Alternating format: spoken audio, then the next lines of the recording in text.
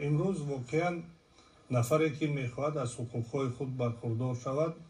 پیش از همه رو میارد به بختنامه ملت کنستیتوسیون جمهوری تاجیکستان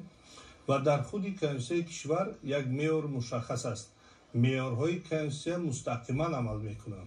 یعنی معیارهای کنستیتوسیون برای هر یک انسان امکانیت میدهد که بواسطه از ماده مشخص کنستیتوسیون استفاده برده در عمل آن را تطبیق کنند و ضرورت به آموزش قانونهای دیگر یا سندهای زیرقانونی باقی نمیماند. پس خیلی اقدام شایسته است اگر امروز کنستیتوسیون جمهوری تاجیکستان با زبان تاجیکی، روسی و انگلیسی چاپ گردد، به هر یک عائله کشور مانند کتاب تاجیکان تقدیم شود و این برای بلند برداشتن معرفت حقوقی یک واسطه بسیار عیان و سریوقتی میگردد. در برابر این هر نفری که از معیارهای کنستیتوسیون برخوردار میگردد در جامعه آزاد و از حقوقهای خود پوره و مکمل میتواند استفاده برد،